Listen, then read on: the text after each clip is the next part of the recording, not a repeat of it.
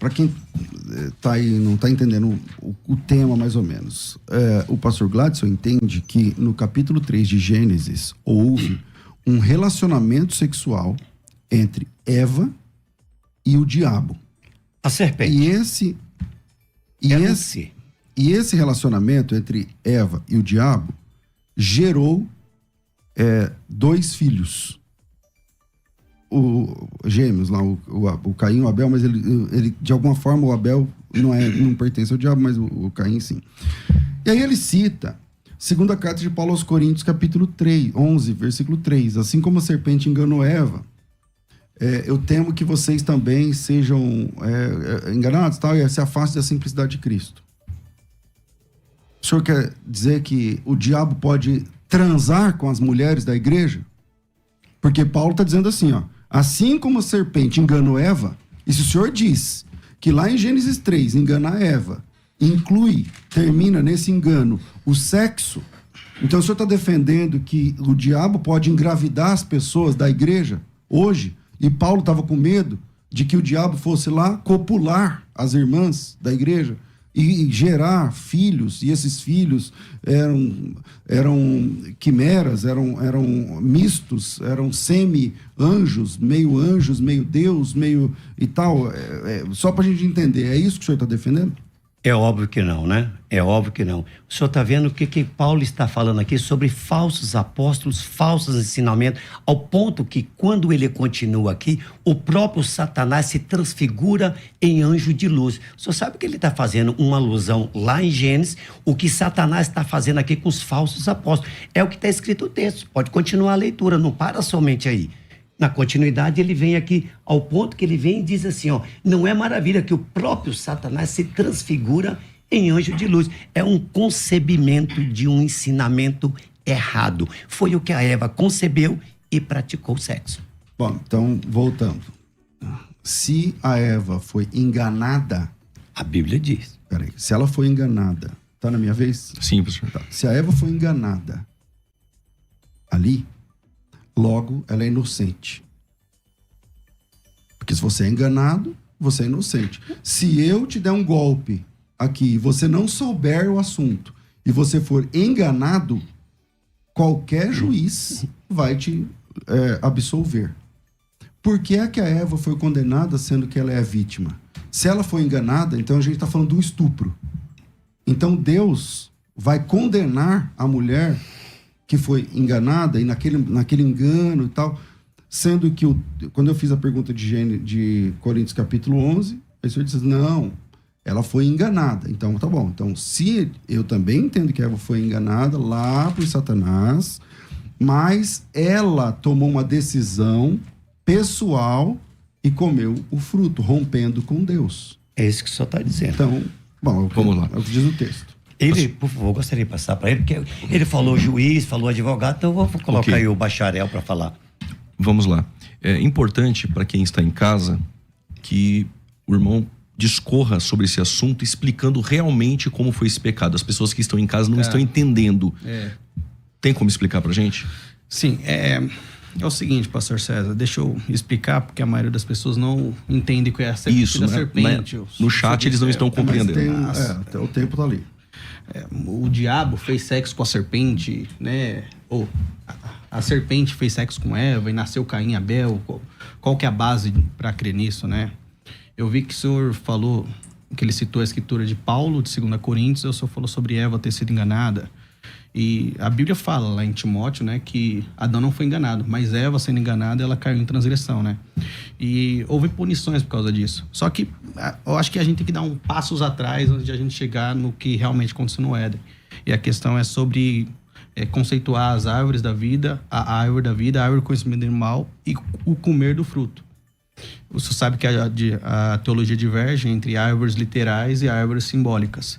Nós acreditamos que tem partes literais e partes simbólicas, porque elas se misturam. Quando você enxerga a árvore da vida, como dizem provérbios, o fruto da retidão é a árvore da vida, né? E daqueles que buscam, né, recebem da árvore da vida o fruto da retidão. Você tem mais outras passagens em provérbios falando que é todos aqueles que tomam da árvore de vida, né, Tchaim no hebraico. Então a ideia é que como a árvore da vida, a maioria dos rabinos interpretam, né, que aquilo era como se fosse a Torá, a palavra de Deus, né, a árvore da vida, esse conhecimento que daria a vida, porque ela tem uma distinção entre as outras árvores literais. E a árvore do conhecimento do bem e do mal seria o quê? Seria o inverso disso. Seria o conhecimento do mal, o conhecimento de Satanás, né, o conhecimento do bem e do mal. Então, quando você entende que é o conhecimento do bem e do mal, e comer da árvore da vida era comer do conhecimento que dava vida, que dava vida eterna, e a árvore do conhecimento do bem e mal, que era o conhecimento que dava morte, a gente consegue ir para onde que era o fruto. E o que era o fruto? Temos 1 minuto. Qual que é a única escritura que a gente pode fazer exegese para a gente entender o que era o fruto? Eu concordo com o senhor quando o senhor falou sobre Gênesis 3, sobre a gente querer ler e entender uma relação sexual ali. A gente tem que construir uma construção teológica que vai desde antes, depois. Por exemplo, eu vi um debate sobre Gênesis 6, né? E viram os filhos de Deus que as filhas dos homens e tomaram para si esposas. Se você ler aquilo ali, com certeza você também não vai chegar a uma conclusão que foram anjos. Você vai fazer construção teológica. Você vai pegar Judas, você vai pegar Pedro, você vai pegar Jó para fazer uma construção teológica. Mas qual é o texto para fazer essa exegese que você usa? É o que eu quero mostrar. Você tem 20 segundos. Tá, primeira coisa. Sobre Gênesis 6, a gente mostra que haviam gigantes na Terra, certo? Só que esses gigantes, eles não vieram da relação dos filhos dos homens, ou dos filhos de Deus com as filhas dos homens. Eles já existiam antes. Então, essa alteração genética para surgir gigante, ela veio antes, o senhor conhece o texto, e depois. Ou seja, essa linhagem genética, ela teve que vir anteriormente a essa relação e remeter isso ao Éden, entendeu? E vem do pecado de ordem sexual, então. Pecado de ordem sexual. Ok, pastor César, vamos lá. Entendeu, né? Primeiro, volto ao ponto de que, e obrigado por reconhecer que ninguém lendo Gênesis 3 consegue enxergar a relação sexual ali, a menos que ele o faça baseado em concepções adquiridas de outras fontes. Em Gênesis 3 não tem relação sexual, ponto. Gênesis 6, aí você está pegando um tema lá de Gênesis 6, que é um debate teológico também secular, mas lá existe relação sexual. Lá em Gênesis 6, os filhos dos homens se deitaram com as filhas dos homens, com as filhas de Deus, não sei o que, tem sexo lá na jogada de Gênesis 6. Então, não vale aqui. O fato de Gênesis 6 ter gigantes, a palavra ali para gigantes... Néfilins. Então, vamos lá no texto. Capítulo 6, versículo 1. Vamos lá, versículo 2, né, em diante. Vamos lá, versículo 2. Eu acho que mais para frente que aparecem os gigantes. Naquele tempo haviam gigantes na terra. O fato de ter gigante... verso 4, eu falei 2, mas é o 4. O fato de ter gigante, o que isso significa? O que isso tem a ver com a Eva e Satanás ali no Éden? Então, se Eva foi seduzida, a pergunta que eu fiz que não foi tratada, então ela foi vítima, ela foi estuprada. Se isso que vocês estão defendendo é verdade, então ela foi estuprada. Se ela foi estuprada, então Deus a condena depois disso ainda. E o que a gente faz com Gênesis capítulo 4, versículo 1? Porque Gênesis capítulo 4, versículo 1, diz textualmente: coabitou o homem com Eva, sua mulher, e ela engravidou. Capítulo 4, versículo 1, coabitou o Adão com a Eva, e ela concebeu, quer dizer, engravidou, e deu à luz Caim. Vamos lá. A Bíblia, a próxima página, a Bíblia diz que o Caim é filho de Adão. A Bíblia diz. Aonde? Em Gênesis capítulo 4, versículo 1. Vou repetir o texto. Coabitou o homem com Eva, sua mulher, e ela concebeu, e deu à luz Caim. O homem, o Adão, tá lá, Adão, se deitou com a Eva. A Eva engravidou e ganhou um nenê. E esse nenê ficou chamado Caim. E ela disse: adquiri do Senhor um varão. Então, o que a gente faz com Gênesis capítulo 4, versículo 1, onde a Bíblia diz peremptoriamente que o Adão e Eva se deitaram, a Eva ficou grávida e nasceu o Caim? Quem está certo? A Bíblia em Gênesis 4:1 ou a sua interpretação de Gênesis 3, onde nem mesmo aparece a palavra sexo? Pastor Gladson, o texto está na mesa. Tá bom? Então, o quê? Vamos desbruçar no texto. Só que o senhor me falou que eu não entrei no engano, o senhor também não respondeu a minha pergunta do fruto. Aqui o senhor sabe muito bem, principalmente o senhor como professor de hebraico, aqui está trazendo os detalhes de quê?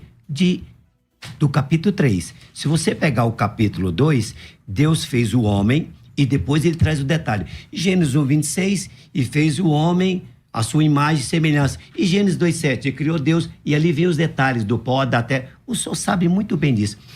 Capítulo 3, capítulo 4 é os detalhes do capítulo 3. O senhor sabe muito bem. Agora, se Caim for de Deus, me mostre em qualquer uma genealogia de Adão. Pastor, não é isso. Veja bem, olha o que diz o texto.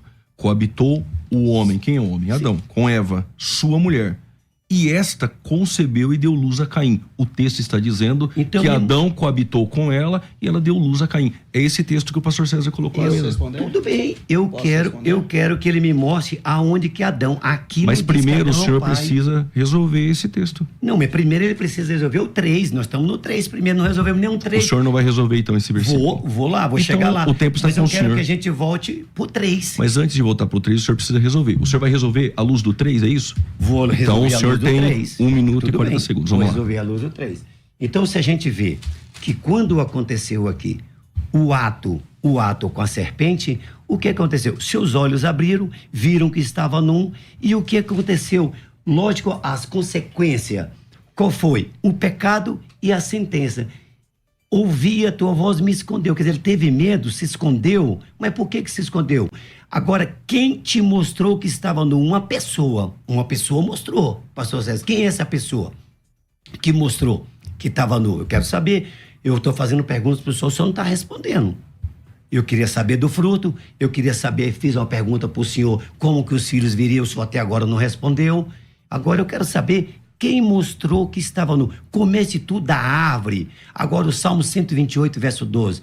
A tua mulher é uma videira, uma árvore frutífera ao redor da tua mesa. Os teus filhos como planta de oliveira. Se você for em Provérbios 30, verso 20, tal é o caminho da mulher adúltera. Ela come, limpa a sua boca e diz, não fiz mal nenhum. Ah, o que faz uma mulher adúltera? Então é o que eu estou falando para o senhor. Jesus disse no Evangelho 8:43, não entendeis minha linguagem? Que o senhor é Evangelho 8? O Evangelho de João. João 8:43. Evangelho de João, ok. Falei João 8:43. Não entendeis a minha linguagem. Aí o senhor pega o que não está escrito aqui, no 4, que deitou, que fez sexo. Não é dessa maneira. Coabitou, a gente sabe, conheceu. É lógico que Adão conheceu, porque a própria Bíblia diz aqui no 3 que ele comeu e deu a seu marido. Agora a sentença é: o teu desejo será para o teu marido. Para quem foi o desejo da serpente?